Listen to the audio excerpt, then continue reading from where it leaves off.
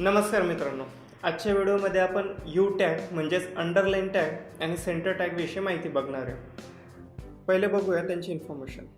You tag काय करतो? You tag तुमच्या टेक्स्टला डिफरंटली दाखवतो. तुमचं जे नॉर्मल टेक्स्ट आहे त्याच्यापेक्षा तो यू टॅग जिथे यूज कराल तुम्ही ते टेक्स्ट तुमचं डिफरंटली दिसतं म्हणजे काय होतं तर तो त्याला अंडरलाईन करतो.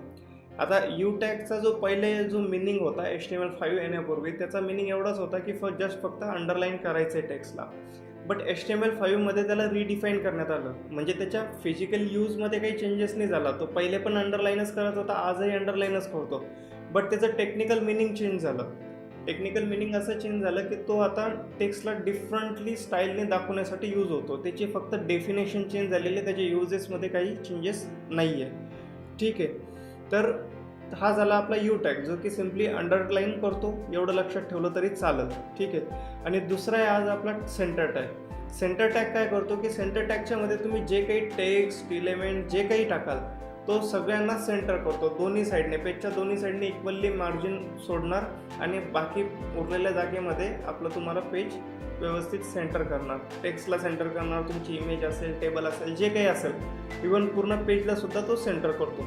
पण जो सेंटर टॅग आहे तो HTML5मध्ये व्हॅलिड नाही आहे, तो फक्त HTML4 पर्यंतच व्हॅलिड होता.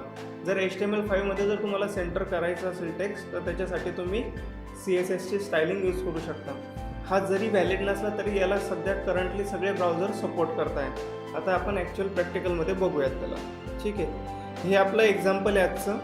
त्याच्यामध्ये इथपर्यंत मी जे आपलं रेग्युलर HTML स्टायलिंग HTMLचं जे पेज असतं ते दिलेलं आहे. आपण HTML फॉर्मॅटिंगविषयी शिकतो आहे. अंडरलाईन आणि सेंटर टॅग आज आपण बघतो आहे आणि हे आपलं ॲक्च्युअलचं एक्झाम्पल आहे. ठीक आहे, याच्यामध्ये मी ही पहिले सॅम्पल लाईन दिलेली आहे जी विदाऊट स्टायलिंग कशी दिसते त्याच्यासाठी, आणि दुसऱ्या सॅम्पल लाईनमध्ये मी सॅम्पल टेक्स्टला यू टॅग वापरलेला म्हणजे अंडरलाईन टॅग वापरलेला आहे. आता याचं आउटपुट कसं आहे तर ते बघूया आपण. हे रिफ्रेश केलं मी पेज आणि याचं आउटपुट आलेलं आहे. हे सॅम्पल वर्ड याने नॉर्मल दाखवलं, त्याच्यामध्ये आपण कोणती स्टायलिंग नाही केलेली आहे. ह्या सॅम्पल वर्डला त्याने अंडरलाईन केलेलं आहे म्हणजे त्याला डिफरंटली स्टाईल केलेलं आहे. सिम्पली एवढाच यूज आहे यू टॅगचा, त्याच्यापेक्षा वेगळं काही तुम्ही लक्षात घेण्याची गरज नाही. जिथं जिथं तुम्हाला अंडरलाईन करायचं आहे, काहीतरी वेगळं स्टाईल दाखवायची त्या वर्डला, जसं की आपण पहिले आय टॅग यूज केला होता इटॅलिक करण्यासाठी, बोल्ड टॅग यूज केला होता किंवा स्ट्रॉंग टॅग यूज केला होता की ते स्ट्रॉंग मिनिंग देण्यासाठी.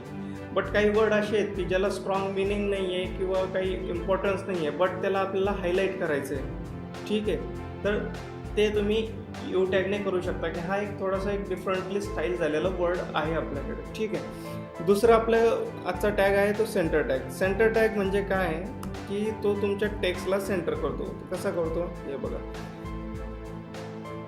याने काय केलेलं आहे, दिस इज सॅम्पल टेक्स्टला सेंटरला केलेलं आहे. ही लाईन बघा इथे छोटं केलं आहे मी दिसण्यासाठी, आणि बाकी दोन्ही साईडने मार्जिन सोडलेलं आहे. आता मी या ब्राउझरला छोटं मोठं जरी केलं तरी ते सेंटरलाच राहणार, तो ॲटोमॅटिकली कॅल्क्युलेट करतो.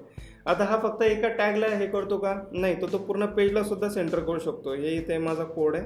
आता याच्यापैकी हा जो सेंटर वर्ड आहे, स्टार्टिंग टॅग जो आहे सेंटरचा, मी त्याला इथून काढतो आणि ह्या H1 जवळ टाकतोय, तर तो काय करेल, पूर्ण याला सेंटर करेल. आता याला आपण मोठं करून सुद्धा बघू शकतो. हे बघा, पूर्ण टेक्स्टला त्याने सेंटर केलेलं आहे आणि ब्राउझर मी जसं जसं छोटं मोठं करतोय त्यानुसार तो त्याला ॲडजस्ट करतोय. तर हे होते आपले आजचे सेंटर आणि यू टॅग. त्याचा बायोडाटा आपण थोडक्यात बघून घेऊया. यू टॅग आहे तो पेअरमध्ये येतो, इनलाईन एलिमेंट आहे, त्याला सगळे ब्राउझर सपोर्ट करतात आणि सगळे ॲट्रिब्यूटसुद्धा सपोर्ट करतात. ठीक आहे, दुसरा तुमचा सेंटर टॅग आहे तो सुद्धा पेअरमध्ये येतो, तो सुद्धा इनलाईन आहे आणि त्याला सगळे ब्राउझर सपोर्ट करतात. ठीक आहे, आणि HTML5मध्ये याला सपोर्ट नाही आहे. HTML5मध्ये हा टॅग काढून टाकण्यात आलेला आहे. सो आज आपण सेंटर आणि यू टॅग विषयी बघितलं. पुढच्या व्हिडिओमध्ये आपण सबस्क्रिप्ट आणि सुपरस्क्रिप्ट विषयी बघूया. धन्यवाद.